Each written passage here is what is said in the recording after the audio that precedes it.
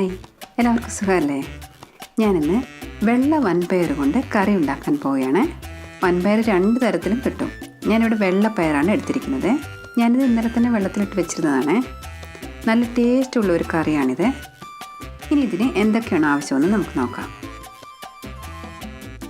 വെള്ള വൻപയർ 200 ഗ്രാം, സവാള 1 ചെറുതായി അരിഞ്ഞത്, തക്കാളി 2 ചെറുതായി അരിഞ്ഞത്, എണ്ണ 3 ടീസ്പൂൺ, ഇഞ്ചി വെളുത്തുള്ളി പേസ്റ്റ് 1/2 ടീസ്പൂൺ, കറുവപ്പട്ട ഒരു ചെറിയ കഷ്ണം, ഗ്രാമ്പൂ 3, ഏലക്ക 1, പെരിഞ്ജീരകം അല്പം, മഞ്ഞൾപ്പൊടി 1/4 ടീസ്പൂൺ, മുളക് പൊടി 1 ടീസ്പൂൺ, മല്ലിപ്പൊടി 1 ടീസ്പൂൺ,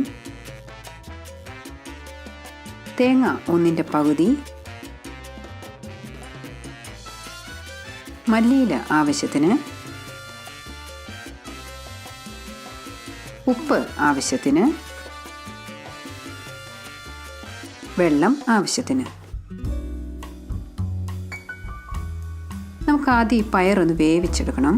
പയർ നമുക്ക് കുക്കറിലേക്ക് ഇട്ടിട്ട് ഇത് വേകാൻ ആവശ്യത്തിനുള്ള വെള്ളം ഒഴിച്ചു കൊടുക്കണം. കൂടെ തന്നെ കുറച്ച് ഉപ്പും കൂടി ഇട്ട് കൊടുത്ത് കുക്കർ നന്നായിട്ട് മൂടി വെച്ചിട്ട് ആവി വരുമ്പം വെയിറ്റ് ഇട്ട് കൊടുക്കണം. ഒരു വിസിൽ വന്നതും തീ വളരെ കുറച്ചിടണേ. എന്നിട്ട് 15 മിനിറ്റ് സമയത്തേക്ക് നമുക്കിത് വേവിച്ചെടുക്കണം. ഇപ്പോൾ കുക്കറിൻ്റെ പ്രഷറൊക്കെ ഒന്ന് പോയിട്ടുണ്ട്. നമുക്കിതൊന്ന് തുറന്ന് നോക്കാം. പയർ നന്നായിട്ട് വെന്തിട്ടുണ്ട്. ഇനി നമുക്കിത് എടുത്ത് വെച്ചിട്ട് കറി എങ്ങനെയാണ് ഉണ്ടാക്കുന്നതെന്ന് നോക്കാം. ഞാനിവിടെ ഒരു കടായി ചൂടാകാൻ വെച്ചിട്ടുണ്ട്. കടായി ചൂടായതും ഞാനിതിലേക്ക് 3 ടീസ്പൂൺ എണ്ണ ഒഴിച്ചു കൊടുക്കുകയാണ്. എണ്ണ ചൂടാകുമ്പോഴേക്കും നമുക്ക് 1 ഏലക്ക, 3 ഗ്രാമ്പൂ, ഒരു ചെറിയ കഷ്ണം കറുവപ്പട്ട, അല്പം പെരിഞ്ജീരകം ഇത്രയും ചേർത്ത് ഒന്ന് പൊടിച്ചെടുക്കണം. ഈ മസാല പൊടിച്ചെടുത്തത് നമുക്ക് ചൂടായ എണ്ണയിലേക്ക് ഇട്ട് കൊടുക്കാം. ഇത് ശരിക്കൊന്നും പൊടിഞ്ഞിട്ടില്ല കേട്ടോ. ഇത് മൂത്ത് നല്ല മണം വരുമ്പോൾ ഞാനിതിലേക്ക് സവാള അരിഞ്ഞിട്ട് കൊടുക്കുകയാണ്. സവാള എളുപ്പം വഴന്ന് വരാനായിട്ട് നമുക്കതിലേക്ക് കുറച്ച് ഉപ്പ് കൂടി ഇട്ട് കൊടുക്കാം. ഇപ്പം നമുക്കിതിലേക്ക് ഇഞ്ചി വെളുത്തുള്ളി പേസ്റ്റ് ചേർത്ത് അതിൻ്റെ പച്ച മണം മാറുന്നത് വരെ ഒന്ന് വഴറ്റണം. ഇപ്പം ഇതിൻ്റെ പച്ച മണമൊക്കെ ഒന്ന് മാറിയിട്ടുണ്ട്. ഇനി നമുക്കിതിലേക്ക് ആവശ്യത്തിന് മസാലപ്പൊടികൾ ചേർത്ത് കൊടുക്കാം. മഞ്ഞൾപ്പൊടി, മുളക് പൊടി, മല്ലിപ്പൊടി ഇത്രയും ചേർത്ത് ഇത് നന്നായിട്ടൊന്ന് വഴറ്റണം. മസാലയുടെ പച്ചമണം മാറിയതും നമുക്കതിലേക്ക് തക്കാളി അരിഞ്ഞത് ചേർത്ത് കൊടുക്കാം. തക്കാളി ഒന്ന് വെന്ത് വരാനായിട്ട് നമുക്കിത് കുറച്ച് നേരത്തേക്കൊന്ന് അടച്ചു വെച്ച് വേവിക്കാം. ഇപ്പം നമുക്കൊന്ന് തുറന്ന് നോക്കാം. കണ്ടില്ലേ, തക്കാളിയൊക്കെ നന്നായിട്ട് വെന്ത് വന്നിട്ടുണ്ട്.